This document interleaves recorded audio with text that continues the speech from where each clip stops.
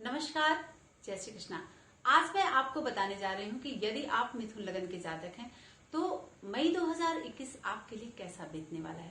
बहुत सारी जानकारी इस वीडियो में हम आपके लिए लेकर आए हैं और यदि आपको हमारा ये वीडियो पसंद आता है तो प्लीज अपने दोस्तों में साझा जरूर करें। और आपको हम यहाँ पर बताएंगे कि ग्रहों का जो संचरण है वह किस तरह से किस भाव को प्रभावित कर रहा है, कौन सा पक्ष आपका ज्यादा मजबूत होने वाला है और कहाँ पर आपको बहुत ज्यादा ध्यान देने की जरूरत है। तो सबसे पहले आप जान लें कि आप अपना बर्थ चार्ट देखें और यदि आपके प्रथम भाव में, मैंने बहुत सारे वीडियोस में, हर वीडियोस में मैंने बताया है कि कैसे आप जानेंगे कि आपका प्रथम भाव कौन सा है, आपका लग्न क्या है, आपकी चंद्र राशि क्या है। तो इस विषय की जानकारी मैं अपने सारे वीडियोस में दे चुकी हूँ। तो मित्रों, आज मैं बोर्ड पे आपको नहीं बता रही हूँ और आपको ऐसे ही समझना होगा, ठीक है। तो सबसे पहले आप देख लें कि आपके प्रथम भाव में, आपके लग्न में यदि 3 नंबर विद्यमान है तो आपका जो लग्न है वह मिथुन है। मिथुन लगन वाले जातकों का जो लग्नेश होता है वह बुध होता है। बुध बुद्धि का मालिक है, बुध शिक्षा का मालिक है, बुध ज्ञान का मालिक है और बुध द्विस्वभाव राशि होता है, ठीक है। तो और बुध यदि लग्नेश आपका मिथुन है तो आपसे सीधे जो सप्तम भाव होता है वह आपका बाधक भाव होता है। तो यहाँ पर मैं आपको बताने जा रही हूँ कि मई 2021 में आपका जो लग्नेश है किस भाव में संचरण करेगा। तो सबसे पहले आप लग्नेश के विषय में जानकारी लें कि लग्नेश आपका बुध और अपने से द्वादश भाव में संचरण करेगा, क्योंकि 1 मई को वह वृष राशि में प्रवेश करेगा और वहां पर सूर्य, राहु और शुक्र 4 ग्रहों का कॉम्बिनेशन यहाँ पर बनाएगा। राहु सूर्य के साथ बहुत पॉजिटिव नहीं होते हैं, बुध के साथ राहु की मित्रता है, बुध के राशि में राहु उच्च का होता है, शुक्र और सूर्य राहु ये तीनों का कॉम्बिनेशन भी यहाँ पर बहुत पॉजिटिव नहीं है, लेकिन फिर भी शुक्र स्वराशि में यहाँ पर विद्यमान है, ये एक शुभता यहाँ पर आपको मिल रही है।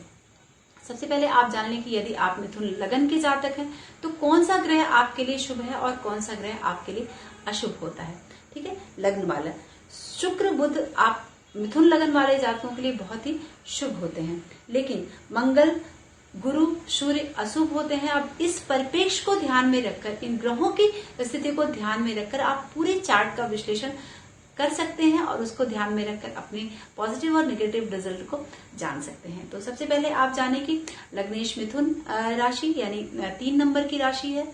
आपके द्वितीय भाव का स्वामी 4 नंबर यानी चंद्रमा होता है, तृतीय भाव का स्वामी सूर्य होता है, चतुर्थ का स्वामी कन्या यानी बुध की राशि है, पंचम आपका शुक्र की राशि तुला है। तो ये सब चीजें आपको किस तरह से प्रभावित कर रही हैं।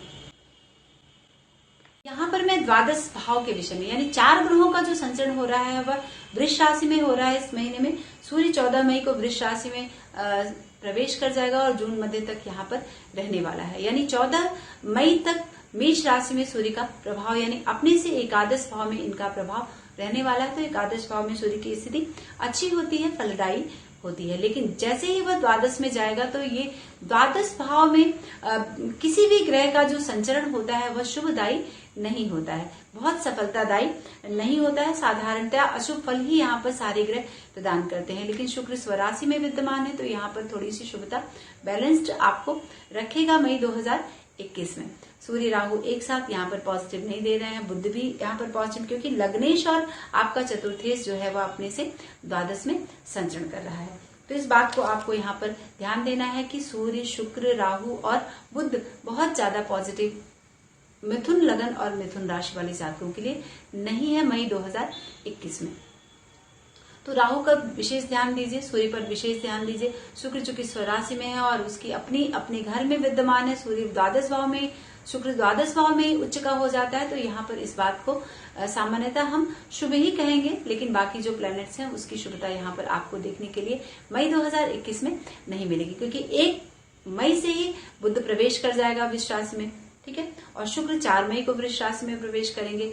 राहु देव पहले से ही यहाँ पर विद्यमान है। 18 महीने राहु और केतु की स्थिति एक राशि में रहती है और सदैव ये वक्री होते हैं। तो यहाँ पर राहु भी आपको हानि ही देने वाले हैं मई 2021 में, क्योंकि केतु अपने से सप्तम भाव यानी द्वादश से सप्तम भाव जो है वह क्या है, छठा भाव है, यानी वृश्चिक राशि में केतु का संचरण हो रहा है। तो ये धनदायी स्थिति केतु यहाँ पर बना रहे हैं, लेकिन राहु देव जो है वो वहां पर आपको हानि पहुंचाएंगे ही पहुंचाएंगे। अब आपको ध्यान देना है कि आपका मंगल, यानी यदि आप मिथुन लगन के जातक हैं तो मंगल आपके एकादश भाव का स्वामी है और आपके छठे भाव का स्वामी मंगल होता है। मंगल एकादशेश लाभेश का लग्न में बैठ जाना, ये स्थिति आपके लिए थोड़ी सी यहाँ पर पॉजिटिव बना रहा है, क्योंकि मंगल जब भी लग्न में आएगा यानी लाभेश का लग्न में आ जाना, यहाँ पर आपको चूंकि षष्ठेश लग्न में है तो शत्रु आपसे अगर बहुत आगे बढ़ने की कोशिश कर रहे हैं, जीतते आ रहे हैं, तो यहाँ पर जीत की स्थिति जो है वह आपके फेवर में जाएगी। आप भारी पड़ेंगे अपने शत्रुओं पर और काम आपके जल्दी जल्दी होंगे, क्योंकि लग्न में आ गया है, केंद्र में आ गया है मंगल की स्थिति, लाभेश केंद्र में बैठा है, तो कुछ पित्त विकार जैसी स्थिति आपकी यहाँ पर बन सकती है। स्वास्थ्य पर आपको ध्यान देना है और ठीक ठाक से ध्यान देना है, नहीं तो स्थिति आपके थोड़ी सी अनबैलेंस्ड हो सकती है। आपको अपमान किसी का सहन नहीं होगा, ठीक है। क्रोध बहुत आएगा, लेकिन फिर भी आपकी यात्रा होगी, आप अच्छे कामों के लिए यात्रा करेंगे। व्यवसाय में भी आपको यहाँ पर मंगल लग्न में बैठकर लाभ देने वाले हैं। हाँ, वरिष्ठों से कुछ अनबन आपकी यहाँ पर हो सकती है, लेकिन जल्दी ही वो संबंध आपके सुधर जाएंगे। तो यहाँ पर कुछ पॉजिटिव स्थिति मंगल बना रहे हैं और कुछ थोड़ी सी निगेटिव स्थिति आपकी यहाँ पर मई 2021 में बना रहे हैं। तो ये बैलेंस बनाकर आपको चलना है, मंगल का उपाय करना है, मंगल से संबंधित चीजों का आपको दान देना है, तब जाके मंगल आपके यहाँ पर बैलेंस्ड होंगे। अब आपको देखना है कि शनि देव की स्थिति क्या है। शनि आपके अष्टम और नवम भाव के स्वामी है और अष्टम में बैठे हुए हैं, ठीक है शनि, और 23 मई से वह वक्री हो जाएंगे। जब वक्री होंगे तो कुछ स्थितियां थोड़ी सी लिटिल बिट आपको यहाँ पर अनुकूल नहीं दे सकते हैं, क्योंकि वह अष्टमेश भी आपके हैं। तो आपको यहाँ पर अपने शनि देव पर ध्यान देना है। शनि क्या है? शनि आपका भाग्येश है और अपने से द्वादश स्थान में बैठा हुआ है। तो चूंकि शनि शुभ है और द्वादश में बैठा है, तो यहाँ पर आपको किन बातों का ध्यान देना है ये मैं आपको आगे वीडियो में बता रही हूँ।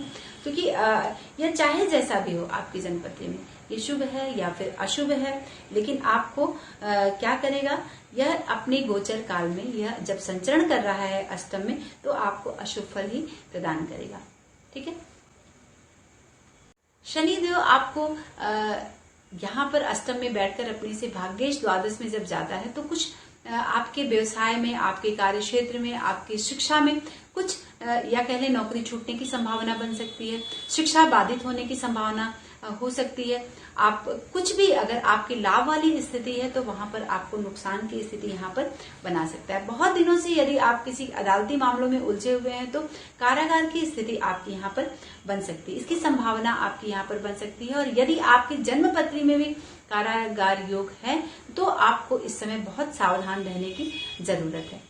कहीं आप किसी के षड्यंत्र में पड़कर आप निलंबित ना हो जाएं, इस बात का भी ध्यान आपको मई 2021 में देना है। यदि आप मिथुन लगन के जातक हैं तो यदि आप व्यवसाय कर रहे हैं तो व्यवसाय बंद होने की संभावना हो सकती है, धन हानि की संभावना हो सकती है, स्त्री पुत्र बीमार पड़ने की संभावना आपके, अगर आप स्त्री हैं तो आपके पति, और अगर आप पुरुष हैं तो आपके पत्नी के बीमार होने की संभावना बन रही है। अपने संतान के भी बीमार होने की संभावना यहाँ पर बन रही है। विदेश यात्रा की संभावना बन रही है, जिसमें आपको बहुत सारा ध्यान देने की जरूरत है। कामों में कुछ असफलता मिलने के चांसेस शनि यहाँ पर बना रहा है, खासकर जब वो 23 तारीख से वक्री हो जाएंगे तो अदालती मामले जो है वो निर्णय जो है आपके विरुद्ध जाने की संभावना बन रही है। लोगों में आप निंदा के पात्र बन सकते हैं, ये स्थिति शनि आपकी यहाँ पर बनाएंगे।